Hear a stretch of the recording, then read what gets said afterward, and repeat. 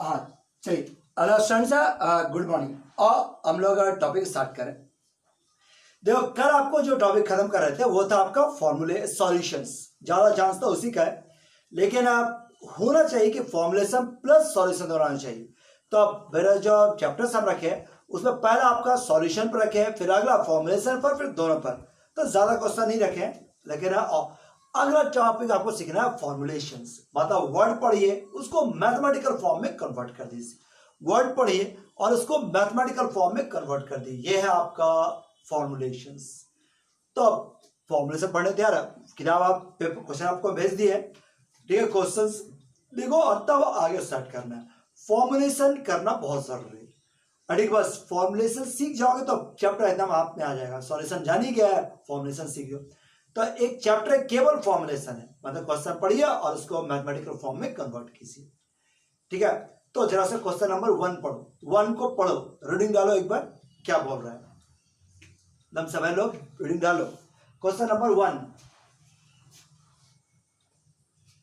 Twisted language नहीं है, plain language है, सीधा सीधा लैंग्वेज है, आप उसको पढ़िए।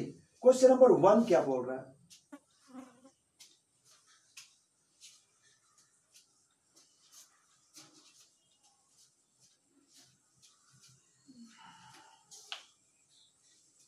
पढ़ा? समझने को नहीं करो, क्या पढ़ने पर है, एक बार रीडिंग डालो। समझना नहीं है, समझाएं तो आप, केवल आप रीडिंग डाल के देखो क्या बोल रहा है।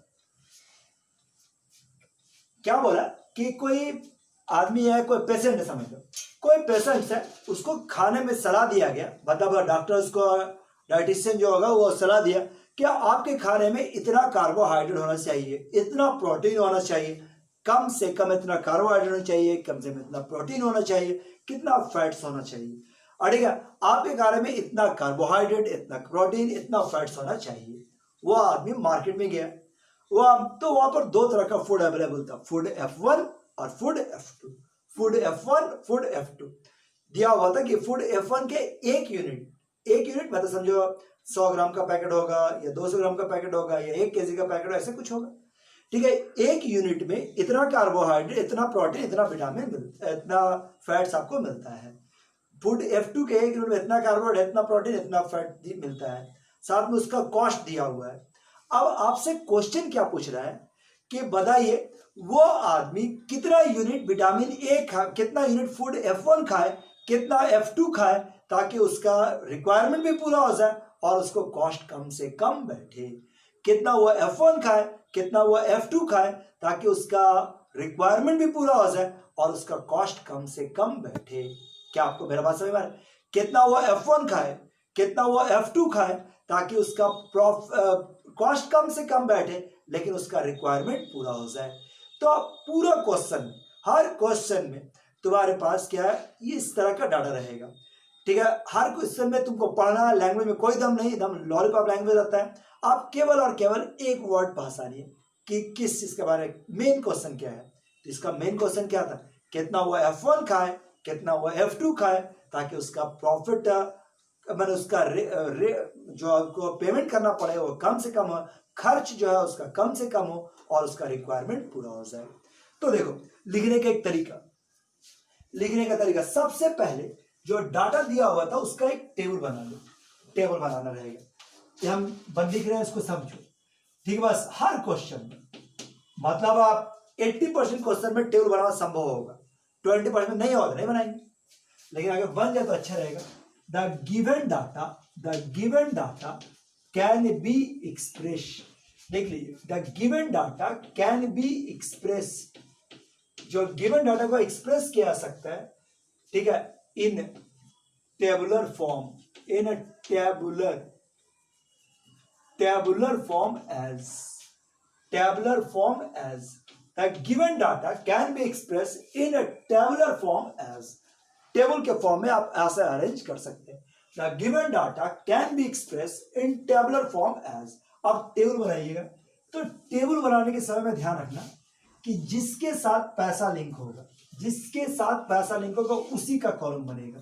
ये बात दिमाग में एकदम बढ़ा लो, जिसके साथ पैसा लिंक होगा उसी का कॉलम बनेगा, ठीक, बस जिसके साथ पैसा लिंक होगा उसी का कॉलम बनेगा, ठीक है। तो इस बार किसके साथ लिंक है? फूड F1 के साथ फूड F2 कॉस्ट है लिंक। तो हम बनाते हैं सबसे पहले यहां पर लिखे रिसोर्सेज। मान लो नहीं लिखने आएगा, क्या लिखे ना लिखे छोड़ दें। रिसोर्सेज यहां पर food F1 food F2 food F1 food F2 और ये आपका रिक्वायरमेंट, जितना उसको खाने में चाहिए रिक्वायरमेंट, ठीक है। बस उसके पास खाने में 3 चीज है, कार्बोहाइड्रेट, ठीक है, प्रोटीन्स और फैट। तो जो डाटा दिया रहेगा उसका कॉलम बना देना और यहां पर कॉस्ट, कार्बोहाइड्रेट, प्रोटीन, फैट और कॉस्ट। अब बढ़िया से क्वेश्चन समझ के भर लो, ठीक है। खाने में कम से कम 400 यूनिट, देखो कम से कम मतलब 400 या 400 ज्यादा, ये इसका वैल्यू 400 या 400 से ज्यादा, ये देखो ग्रेटर एंड इक्वल टू 400। ध्यान ना क्या बोला, ये दोनों मिलाकर वैल्यू कम से कम 400 मतलब 400 या 400 से ज्यादा, ग्रेटर एंड इक्वल टू, यही बोल ध्यान रखना केवल। और 500 यूनिट फैट और तुम्हारे पास क्या 300 यूनिट प्रोटीन, कम से कम ऐसा चाहिए, ठीक है। तो फूड F1 कॉस्ट 2 रुपीज और F2 का 4 रुपए। F1 कितना है 10 यूनिट कार्बोहाइड्रेट, 20 यूनिट फैट और 15 यूनिट प्रोटीन, आगे पीछे कर कोई दिक्कत नहीं, संभाल के लिखना। F2 में क्या 25 यूनिट कार्बोहाइड्रेट, 10 यूनिट फैट और 20 यूनिट प्रोटीन्स है। कॉस्ट कितना दिया हुआ था 2 रुपया पर यूनिट और ये 4 रुपया per unit, cost per unit ले देते हैं, कॉस्ट पर यूनिट इतना दिया है। अब क्वेश्चन क्या था कि बताइए कितना हुआ F1 खाए, कितना हुआ F2 खाए, ताकि उसका कॉस्ट कम से कम बैठे। कितना हुआ F1 खाए, कितना हुआ F2 खाए, ताकि उसका कॉस्ट कम से कम बैठे और रिक्वायरमेंट पूरा हो जाए, ठीक है। बस F1 खाए, कितना F2 खाए, ताकि कॉस्ट कम से कम बैठे और रिक्वायरमेंट पूरा हो जाए। मतलब ये पहले टेबल समझो, मेरा बहुत छोटा है तो इसको टेबल को थोड़ा छोटा करके बनाएंगे। मतलब इतना आपको समझ में आ गया। सबसे पहले क्वेश्चन पढ़ के टेबल बना लीजिएगा, ये टेबल बन जाएगा, ठीक है। हम थोड़ा छोटा कर लेते हैं ताकि हमको बाकी चीज लिखने में सुविधा हो, ठीक है। यहां पर रिसोर्सेस, यहां पर आपका फूड F1, ये फूड F2, इतना ही मेरा बन जाए और ये हो गया रिक्वायरमेंट्स। ये वाला नहीं लिखना, छोड़ देना।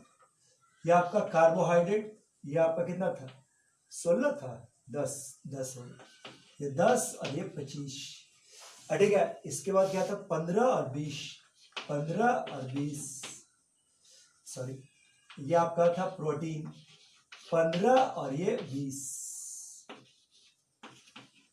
ठीक है। उसके बाद क्या था, उसके बाद कार्बोहाइड्रेट, फैट में क्या था 20 और 10 और कम से कम 400, कम से कम 300, हम चेंज नहीं कर रहे हैं, वही चीज को उतार रहे हैं छोटा में।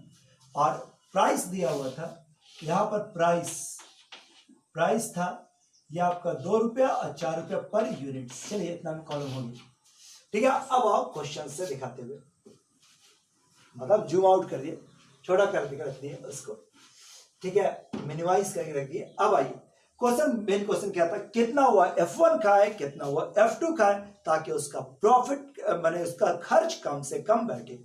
तो देखो बचपन से हम लोग सिखाया गया मैथ्स में, जो चीज निकालना उसको मान लिया जाए, निकाल दे, राम का एज निकाल दे, माना राम का एज x, ठीक है। बस कोई वैल्यू निकालना, find 2 quantity, let the 2 quantity are x and y। आज भी तो वही होगा, हमसे क्या निकालना कहा, कितना हुआ F1 खाए, कितना हुआ F2 खाए। तो हम लोग क्या माना कि x यूनिट F1 खाया, y यूनिट F2 खाया, नहीं यही लिखते हैं।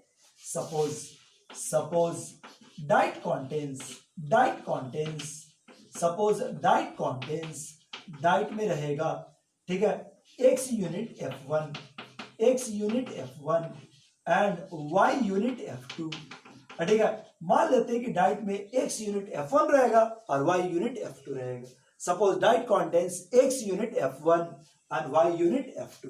हो सकता है बात, खाने में x यूनिट F1 रहेगा और y यूनिट F2 रहेगा, x यूनिट F1 रहेगा और y यूनिट F2 रहेगा, जो ही निकालना है क्लियरली। इतना तो श्योर है कि अगर कोई आदमी खाएगा तो पॉजिटिव में खाएगा, निगेटिव में तो खा नहीं सकता। निगेटिव खाने का मतलब बाहर निकाल दिया, खाने की जगह पर निकालना, उल्टी कर देना, उलटे ग्रेटर देन 0, ये तो कंफर्म है। अब आगे बताओ, इसके बाद सो टोटल कॉस्ट, पहले कॉस्ट बिले बना देते हैं। नहीं, अगर वो x यूनिट x1 खाया तो कितना, 1 यूनिट का दाम 2 रुपया, तो x यूनिट खाया, उसको हम z नोट कर रहे हैं। ये वाला क्या हो गया 2x और ये हो गया 4y। 1 यूनिट खाया तो 2 रुपया, x यूनिट खाया तो 2x और ये हो गया 4y। क्या था ठीक है। अब डाइट में क्या दिया हुआ है, डाइट कॉन्टेन्स एट लिस्ट, अब एक साथ सब ले लेते हैं, एट लिस्ट 400 यूनिट कार्बोहाइड्रेट, अड़ेगा 300 यूनिट प्रोटीन, ये आपका protein, and 500 unit fat, 500 unit fat. देखो डाइट में 400 unit carbohydrate, 300 unit protein, 500 unit fat होना चाहिए। सो अब देखिए 1 यूनिट खाता है तो 10 यूनिट उसको कार्बोहाइड्रेट मिलता है। कितना खाया, x यूनिट खाया, 1 में 10 तो x में 10x, इस तरह से इसमें 25y, और दोनों मिलाकर जो होना चाहिए उसका वैल्यू कम से कम 400, और ये वाला 15x प्लस 20y और ग्रेटर इक्वल टू 300। ठीक है, 20x और प्लस 10y ये ग्रेटर इक्वल टू 500। ये देखो ऐसा कुछ समझ में आ रहा है बस। अब यही चीज लेते हैं, the above diet problem can be formulated as LPP as आपको क्या निकालना था, मिनिमाइज z, यहां पर लिखिएगा मिनिमाइज z का value 2x plus 4y subject to the constants, इन रेस्ट्रिक्शन पर बेस्ट है। क्या रेस्ट्रिक्शन है, अब सारा रेस्ट्रिक्शन उतार दो, this is 10x plus 25y greater equal to 400, 20y greater equal to 300, और यह आपका 20x plus 10y greater equal to 500, x greater than 0 और y greater than 0, x greater than 0 और y ग्रेटर देन 0। लो यही है आपका पूरा टाइप। यहां देखिए क्या हो रहा है, ठीक है, तो यही है इसका पूरा टाइप। तो देखिए यही है फॉर्मुलेशन, ये भी अगर अकेला आया तो 4 नंबर में आएगा, सॉल्यूशन भी 4, फॉर्मुलेशन भी 4, मिला के 6, जादू रही 4 प्लस 4 6, लेकिन प्रोसेस यही है। ठीक है, बस फॉर्मुलेशन प्लस सॉल्यूशन, आगे नहीं बढ़ना है, आगे सॉल्व नहीं करना, जब तक नहीं बोले नहीं सॉल्व करना, बोलेगा फॉर्मुलेशन तो नहीं पे खत्म। हाँ बोलता है सॉल्व करने तो पहले फॉर्मुलेशन भी करते हैं, सॉल्यूशन भी करते हैं, तब बड़ा क्वेश्चन होता है। ठीक है, चलो क्वेश्चन नंबर 3 पढ़ के बनाओ, क्वेश्चन पढ़ो, फॉर्मुलेशन करो।